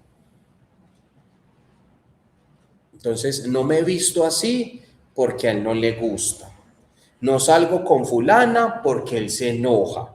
No hacemos el plan que yo quiero porque los planes míos son muy aburridores. Y tenemos que hacer el plan que él quiere, lo que él le gusta. Y bueno, no digo más porque se me va el filtro. Exactamente, y eso es psicopatológicamente en una relación de pareja. No hay nada más hermoso que tener la autonomía de decir, amor, voy a tomar unas cervezas con mis amigos. Y ella me dice, amor, váyase, usted trabaja mucho, hágale. Es más, cuando llegue, ¿qué? Le tengo un sanduchito ahí para que se lo coma, hágale, amor. Y uno llega, uy, amor, ¿en serio sanduchito? O le pido una hamburguesa. ¡Oh! Y uno así, el corazoncito así. ¿Cómo? No creo. Dice eso, que no cree. ¿Qué amor, le tengo sanduchito o le tengo la ropita? Sí, ¿por qué no? Sí. O uno decirle también a su esposa o a su pareja, amor, amor, es que voy a ir a ver cine con mis amigas. Sí, bien pueda, mi amor. Hágale, si alguna cosa me llama. Si alguna cosa me llama, que aquí estamos. Ahí está. Sí. Es que el amor es eso, el amor es, yo no puedo dejar de tener autonomía en el amor porque pierdo motivación. Imagínense si ustedes vinieran a clase aquí amedrentados por la voluntad del profesor. Quien no se conecte y no prenda su cámara, pierde el examen. Le rebajo décimas. Yo dije, quien quiera prender su cámara, hágalo en un ejercicio de pedagogía y de empatía con el profe que tiene aprendizaje visual y que yo por lo menos ya a Nelson le reconozco la cara. A Ceci sí que es cierto, a Lina ni se diga, a Andrea ni se hable, a Aide ni se hable. El día de mañana, cuando los vea aquí en la universidad, ya sé que ella es Lina, ya sé que ese es Nelson, ya sé que ella es Ceci. Igual con Luisa, igual con Luz, igual con Jere. Ya los veo, ya sé quiénes son. ¿Quién está levantando la manisto? Nelson. Nelson, te escuchamos. Profe, la pérdida de autonomía también se puede dar en el crecimiento del ser humano o teniendo en las etapas de desarrollo. Ejemplo, si a un niño le dicen cada rato, ay, qué niño tan lindo, tan calladito, tan quietico, lo vuelven tímido, se puede perder la autonomía ahí en ese momento. Entonces la timidez no se vuelve una identidad propia, sino que la identidad se vuelve algo aprendido. La autonomía en un niño se pierde, ¿sabe en qué momento? Cuando la mamá todo se lo resuelve. Todo. Cualquier cosa, lo que sea, la mamá se lo resuelve. Las tareas, la ropa, todo, nunca lo deja de decidir, nunca. Y el niño no decide ni para comprarse un helado. Van a la heladería y la mamá les coge el sabor del helado, les coge si va a ser cucurucho con chavacito, pero no le pregunta al niño, amor, ¿qué quieres comer? Heladito. Se me viene a la mente una experiencia esta mañana con mi hijo, porque justamente entonces yo le digo, Miguel, ¿chorizo o carne? Carne. ¿Y por qué no chorizo? Porque quiero carne. Pero pedí choricito, no pasa, que yo quiero carne. Y yo la verdad tenía la pereza de hacer carne, porque me parecía que el chorizo era más fácil. Yo no me voy a pedir chorizo, no papá, es que yo quiero carne. Y yo, bueno, no, está bien. Está bien, su carnita ahí. Pero es bacano porque justamente es donde uno dice, si uno irrespeta esas decisiones que son tan pequeñas, tan simples, en la simplicidad es que uno crea autonomía, ¿cierto? Y hay que enseñar a nuestros hijos a que tengan la autonomía para poder ser. Ser en el ser, aprender a ser en el ser y aprender haciendo también. ¿Y cómo aprende un niño a ser autónomo? Decidiendo. Hijo, ¿qué te quieres poner? Ah, papá, no sé, tengo ganas de ponerme esto. ¿Y eso por qué no? No, porque no me gusta. Pero esta es muy bonita. No, pa, no me gusta. Amor, pero si está nueva. No, pa, es que no me gusta. ¿Qué hacemos pues? Si así es la cosa, ¿no? Es como usted llevarse a su pareja, y mire que hay parejas que son así. Amor, ¿qué vas a comer? Ah, no sé, amor, lo que tú quieras. Pide tú que yo te robo. No, pida usted, no me robe nada. Pida usted para que coma usted lo suyo. ¿Para qué me va a pedir a mí? No, pues pida usted para que coma lo suyo. A todo que me roba, no, porque me va a robar, no, pida lo suyo. Competencia. La competencia, estamos hablando de la teoría de autodeterminación de Daisy y Ryan, ¿listo? En la competencia, sentir que puedo desarrollar capacidades y afrontar desafíos. La competencia también se puede aprender o desaprender. La competencia también es demostrarle a los hijos las capacidades. Papá, es que no soy capaz, y el papá va y le hace el trabajo, pudiendo decir, hijo, hágale. Y si se equivoca, aprende. Y si no, vuelve y lo intenta. Y si se cae 100 veces, se levanta 200. Pero la competencia, esta no es la competencia con el otro. Es la competencia de mis propias capacidades. ¿Cuántos de nosotros sufrimos con las tareas de artes? Que porque sentíamos que no éramos capaces de hacer lo que el profe nos pedía. Y uno midiendo la lupa con el compañero, pudiendo, no, venga, es que la competencia mía me daba para esto, no para hacer lo que el compañero otro hace. Y muchas veces nosotros hacemos eso. No somos capaces de medir nuestras capacidades. Midamos nuestras capacidades. Ejemplo, lo voy a decir a modo de sarcasmo y de ironía.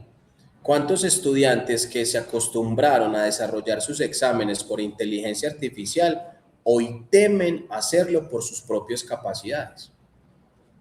Y es más, son haciendo el examen y son como por allá con la tentación de preguntarle a ChatGPT por temor a perder el examen. Y prefiere que sea la inteligencia artificial la que responda el examen por él. Por temor a atreverse a hacerlo bajo sus competencias, por sus capacidades, por sus recursos psíquicos, por su capacidad de aprendizaje.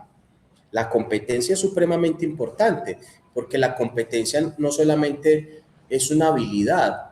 Recordemos que toda habilidad tiene carácter de identidad. Toda habilidad tiene un carácter de identidad. ¿Cuándo dejó Elisa? Estás por allá mirando a la pared, por allá en el pasillo. Sí, eso veo, sí, se fue por allá, más bacano, ¿no? Y estaba por allá toda chévere, por allá, la pupila incluso se le fue, más chévere, no me dónde dejó Elisa. Debió haber sido un viaje interesante, Elisa. La relación es sentir conexión y pertenencia con otras personas. Vea, nosotros somos seres en sociedad. A mí me parece complejo que existan psicólogos ermitaños, de bueno, psicólogos bien ermitaños, los psicólogos, todos los trabajos solos, solo, en la casa solo, con amigos, no, solo, puro psicólogo ermitaño, no, mijo, vaya, cómprese una montaña y vaya y se encierra por allá en la montaña y respire y coma de las hojas y el musgo y coma orugas y viva del rocío de la mañana. Nosotros necesitamos conectarnos con las personas. Necesitamos esas chelitas los viernes con los amigos. Necesitamos salir con nuestra pareja, así sea al parque a chupar helado. Necesitamos interactuar La interacción es completamente necesaria. La interacción motiva. Exacto, es crear grupos, crear amistades, crear vínculos, es supremamente necesario. Mire, algo que me gustó mucho del video que hizo la tía Ceci fue justamente que en el video decía algo que me llamó mucho la atención. Creamos amistades virtuales, así estén al otro lado del mundo, al otro lado del país. Y uno dice, pero ¿cómo es posible eso? ¿Cómo es posible que Ceci tenga tanta empatía con Andrea? Posiblemente Ceci en Cali y Andrea acá en Medellín, ¿cierto? Ya está en Medellín. Ahí está. ¿Cómo es eso posible? Si Ceci está en Cali y Andrea aquí en Medellín. Pero eso ¿cómo es posible? Por la capacidad de relacionarnos. ¿Y cuánto motiva podernos decir, hey, vos vas para tal parte, vamos, o qué? Es más, ¿quién carajo se va para un concierto solo? Pues no falta pues el ermitaño marcado, pues, pero sí, ¿cómo? No, ir a cine solo, dependiendo pues, porque yo puedo invitarme a comer solo, que no está mal, pero cuando eso se vuelve un asunto de la rutina, del hábito y del día a día, yo ya no me estoy invitando a comer solo, yo ya estoy solo. Sí, pero la mejor compañía no significa siempre ser la mejor compañía. Es muy rico estar a solas con uno. De hecho, eso es un recurso psicológico que se llama la capacidad de estar solo. Pero por lo mismo, la capacidad de estar solo es, si nadie puede, pues yo voy solo. Si nadie va, pues yo voy. Pero si yo elijo la soledad, ya no es una capacidad, ya es una elección. Y ya no es un recurso, ya realmente se convierte en una forma como en una burbuja de solo yo, nada más que yo con mis pensamientos. Y el problema no es que sea uno con sus pensamientos, el problema es cómo son nuestros pensamientos. Porque si yo voy a estar solo pensando, ay, la vida es una mierda, qué pereza, yo, ¿por qué estoy aquí? ¿Por qué existir? Y lo coge el pensamiento de Heidegger, ¿por qué me arrojó la vida al mundo, pudiendo yo estar muerto? Claro, obvio, y si mis pensamientos hablan de mí, obvio, me voy a llenar de nostalgia, me voy a llenar de tristeza, pero ¿cómo es de rico compartir, interactuar, darnos cuenta que la motivación es poder motivarme con el otro? Imagínense donde todos estuviésemos realmente desde la virtualidad y cada uno en su espacio y que nadie hablara, que nadie interactuara, que Luisa no se conociera con Luz, que no hubieran sábados de panzerotti en la tienda de abajo o que no hubiera salchipapas de los jueves con un montón de amigos. ¿Cómo sería la vida? Sería muy ciertamente muy vacía, ¿no? Muy vacía, ¿no? Hay que empezar a crear nuestras relaciones para motivarnos de manera intrínseca. Las relaciones motivan muchísimo. Eso se llama motivación intrínseca porque es el impulso que nos lleva a nosotros a desarrollar las capacidades de conexión. ¿Listo? Vamos con la motivación extrínseca, que es más un asunto del ambiente, ¿no? Porque pues para poderme relacionar, pues yo necesito quererme relacionar. Porque si yo no me quiero relacionar, pues no es intrínseco, ¿cierto? Lo extrínseco tiene que ver con lo ambiental, el impulso ambiental. La conducta depende de recompensas, reconocimientos o castigos, salarios, calificaciones. ¿Quién carajo sale a tomar cerveza con sus amigas para mirarse la cara? Y así todas serias. Pues no, uno sale con sus amigos a interactuar con el propósito de reírse, de compartir, de subir la oxitocina, de usted como sentirse como parte de algo, que salga el chiste maluco o que pase alguna realidad. Ese tipo de cosas ya nos lo mostraba Skinner. Castigo, recompensa. Castigo, recompensa. ¿Quién carajo sale con el novio a comer hamburguesita, a mirarse la cara mientras que comen la hamburguesa? Bueno, también hay quien hace eso. Pero la realidad es que si no hay recompensa en ello, ¿qué sentido tendría? Aquí estamos hablando que la motivación necesita recompensas, necesita refuerzos positivos. Los refuerzos positivos son necesarios para poder generar conductas favorables. Es como si ustedes vinieran a clase y no encontraran un refuerzo positivo. Un refuerzo positivo que traduce satisfacción en el aprendizaje.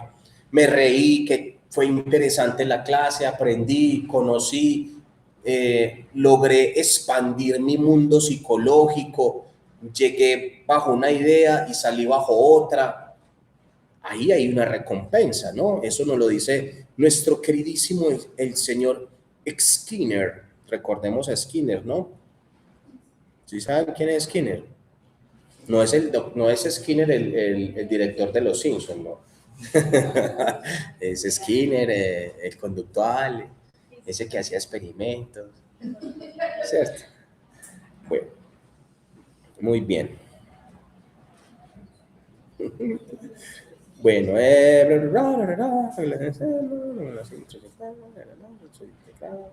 esto me parece un poco complejo. Vamos a motivación. Uy, esa suena. El sistema apagado. Vea pues. Ausencia total de intención para actuar. Resulta del agotamiento, desesperanza o indefensión aprendida. Ese término de indefensión aprendida es del señor Seligman. Este señor Seligman era también un científico, no loco, pero sí era un científico que hizo un experimento llamado indefensión aprendida. ¿En qué consistía la indefensión aprendida? Era un concepto que nace justamente de un experimento con ratas.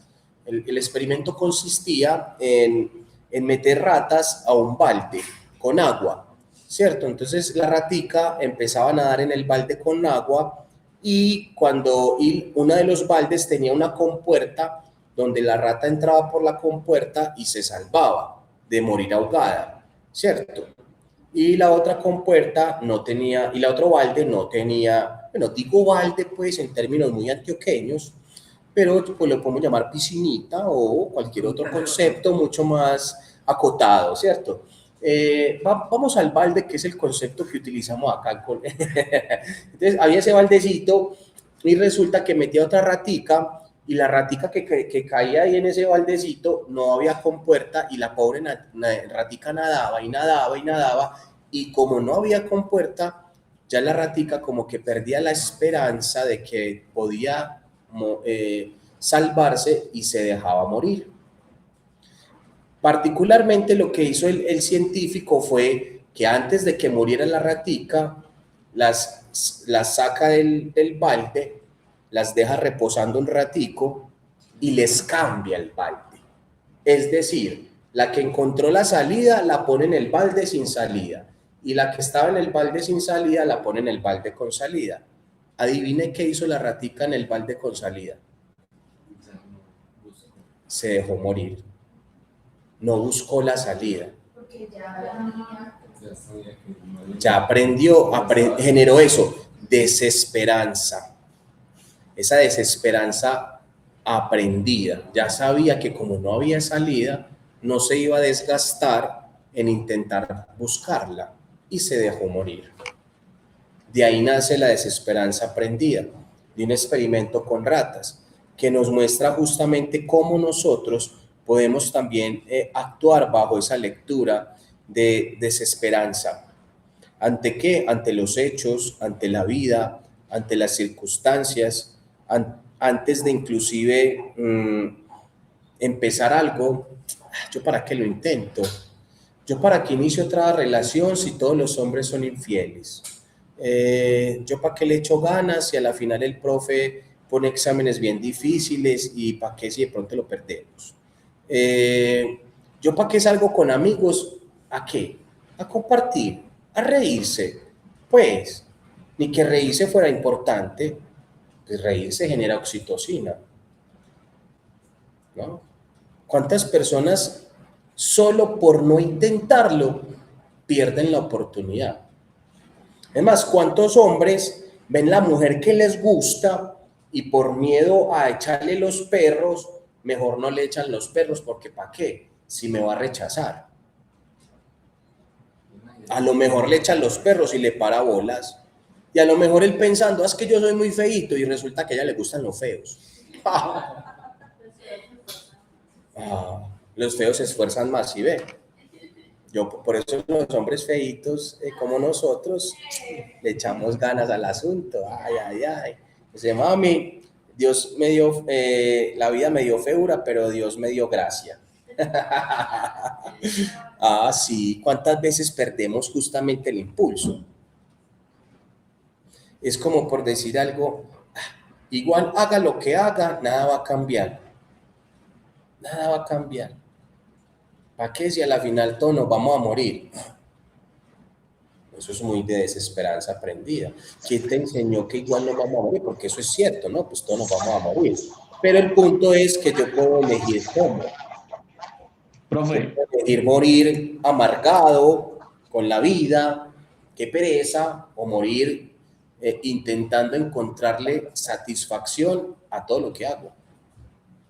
O sea, como es de rico encontrarle satisfacción a las cosas, a un tinto, a un heladito, al ocaso. Ustedes han visto que hay ocasos muy bacanos. Hay un asunto importante, eso yo lo aprendí en filosofía con un profe del colegio que era bien loco, bien rayado. Y a mí se me quedó eso.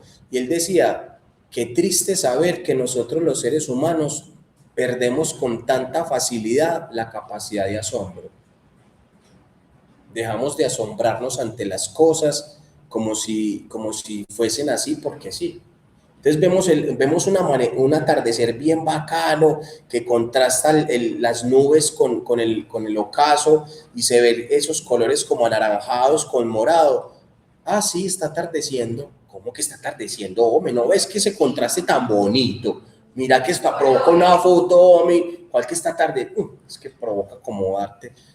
Sí, porque hay gente que es así, como con una desesperanza ante la vida, como una aburrición ante las cosas. No perdamos la capacidad de asombro. Como esta frase que se decía en este poeta Octavio Paz, el asombro de estar, ¿cómo es que decía? El olvidado asombro de estar vivos. El olvidado asombro de estar vivos. Se nos olvida que estar vivos ya es un milagro. Nosotros cuando nos levantamos por la mañana y sentimos el corazoncito palpitando, nosotros, no, si está palpitando, pues porque le toca palpitar, es que esa es la función del corazón. Pero no se nos olvida que ya es un asombro, porque a veces solemos ver el vaso medio vacío y no medio lleno.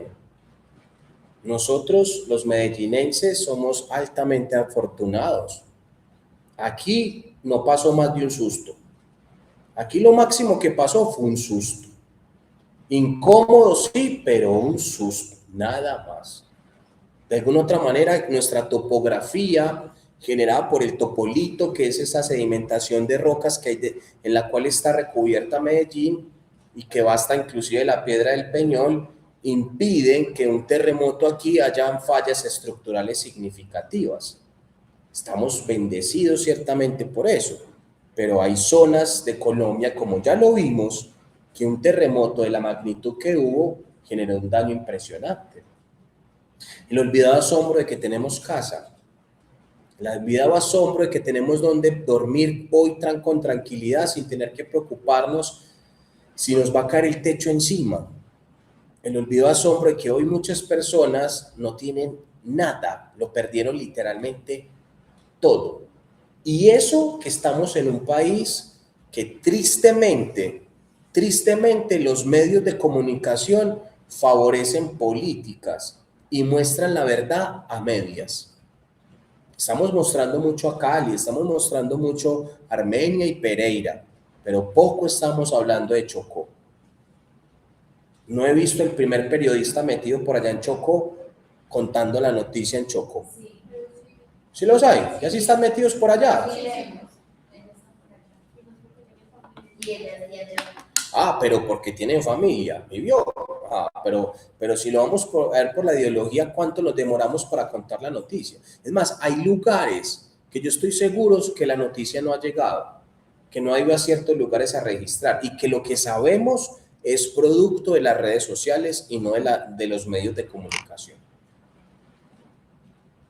Entonces, el olvidado asombro de estar vivos, algo que de alguna otra manera la desesperanza adquirida, nos muestra no solamente que nosotros nos enfrentamos, mira, en estos días atendiendo a una paciente, fue algo muy interesante, yo les había contado un poco este caso, que me llamaba mucho la atención porque le preguntaba a ella por sus gustos, por sus intereses, por aquello que le gusta hacer, y llega ella al final de la consulta, como siempre lo hago en clase, hago la retroalimentación y le pregunto, oye, ¿qué se te ha quedado de todo lo que hemos hablado hoy?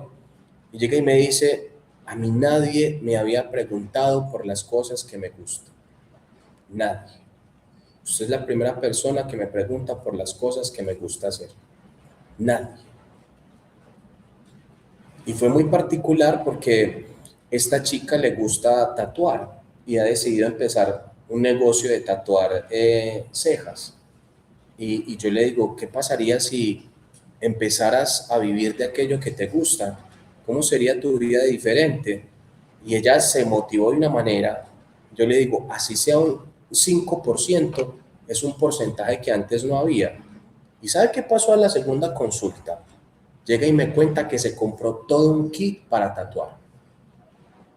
Un kit de cosas para tatuajes, máquinas, cómo diseñarse. No, una cosa impresionante que yo me quedaba asombrado. Yo, wow, impresionante. O sea, ¿por qué? Porque está creyendo en la terapia, porque cree que el cambio es posible. Nuestra función como terapeutas es sacar de la oscuridad a quien se ha metido en esos anaqueles tan incómodos de la desesperanza. Nuestra función como terapeutas es ser luz en medio de la oscuridad. Nuestra función como terapeutas es mostrarle a quien ha perdido el camino que sí hay un camino. Nuestra función como terapeutas no solo es mostrarle el camino, es acompañarlo a caminar ese camino hasta que él aprenda a caminar solo y se dé cuenta que sí es posible. La terapia tiene que ser esperanzadora, porque si la terapia no va a ser esperanzadora, carece de sustento y sentido. Clase, muchas gracias por hoy. Se me acaban las salivas y ya no quiero dar más clases. Ya hasta aquí voy a llegar hoy. Es que es en serio, es en serio. Voy a hacer la retroalimentación. Hasta aquí quiero llegar porque siento que hay que aprender a abordar módulos y que los módulos tienen que generar capacidad de recordación y aquí no se trata de llenar esto por llenar. No es cumplir con el tiempo, es cumplir con la meta y la meta es aprender. Y siento que hasta aquí hemos logrado un objetivo muy significativo y muy importante con la clase. Hoy es viernes, sé que están cansados la mayoría, vienen de una semana agotadora, de trabajo, de situaciones que puedan ocurrir. Yo he tenido una semana de locos en consulta, no sé, hay semanas muy tranquilas y hay semanas de muchas atenciones en crisis, y esta semana ha sido la de la semana de atención en crisis y me merezco unas chelitas. Muy bien, clase de feedback, vamos a hacer el feedback.